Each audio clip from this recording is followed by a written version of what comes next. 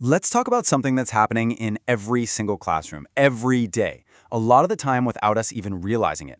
We're going to dive into how a teacher's expectations can literally shape a student's entire world. I want to start with a question really for every educator out there. Just take a moment and be really honest with yourself. Do you treat every single student the same? Now, it's easy to just say yes, of course, but what we're about to dig into shows it's a lot more complicated than that. In this image, wow, it really just nails what's at stake. See, our private beliefs about what a student is capable of, they don't just stay in our heads. Nope, they come out in our actions, in our tone of voice, in where we focus our attention. They become this real, tangible force in the classroom that can act like a spotlight, helping a student shine, or like a shadow, making it that much harder for them to grow. All right, so let's start by pulling back the curtain on this unseen gap. We're going to explore those subtle but incredibly powerful differences in how students get treated, all based on our subconscious expectations. Yeah, the research on this is pretty eye-opening. Turns out, without even meaning to, we often sort our students into two basic groups. You've got your high expectancy kids, the ones we just kind of know we're going to get it. And then there are the low expectancy students, the ones we might label reluctant learners, who we sort of predict are going to struggle. And that's sorting, even when it's totally unconscious. That's where the problem really begins. Now, look at how specific this gets. This isn't just some vague feeling we're talking about. It's a measurable pattern of behavior. High expectancy students literally get more smiles, more eye contact. They get praised more and are called on more often. And the low expectancy students, well, they often get the exact opposite. Less praise, seated farther away, fewer chances to even speak up. Now imagine the effect of that day in and day out for 180 school days. It adds up. Okay, so we see the problem. Now comes the hard part, right? Looking inward. This whole section is about holding up a mirror to our own teaching practice to see if maybe, just maybe, these patterns are showing up in our own classrooms. But the good news is, there's a really simple two-step way to start this process. And look, this isn't about judgment or feeling guilty, it's just about awareness. First, you've got to identify what your expectations actually are. And second, you track your interactions to see if what you're doing matches up. So step one is like a private audit. It's just for you. Grab your class list and picture a really challenging assignment coming up. Then, next to each student's name, just be honest. Do you expect them to perform high, average, or low? This isn't about being a fortune teller. It's just about revealing your own current internal biases. Seriously, no one else has to see this. Okay, once you have that private list, you move on to step 2.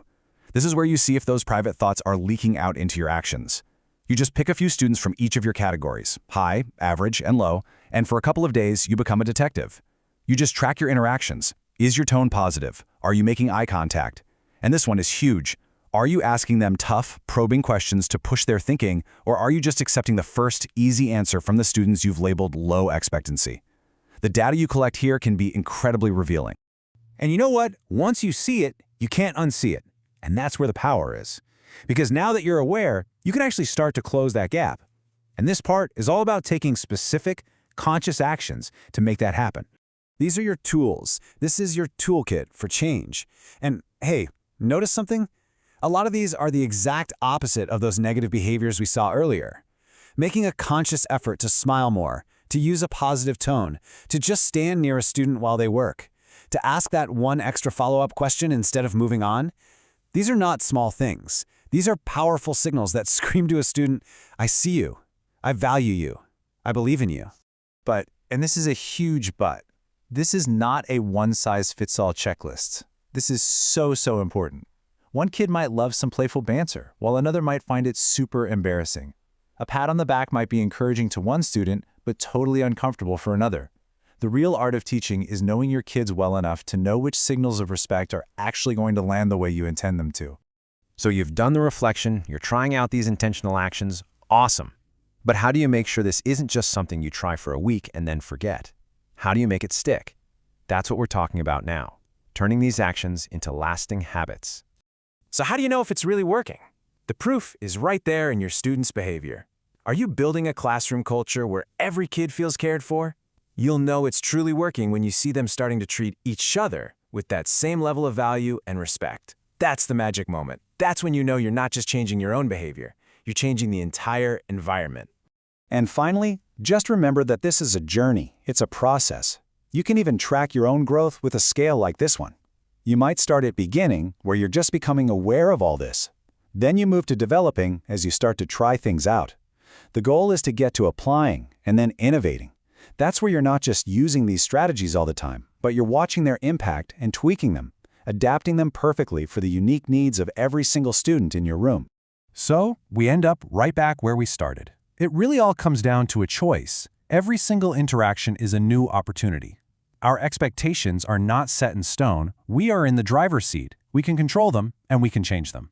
So the only question left to ask is, whose potential will you choose to brighten tomorrow?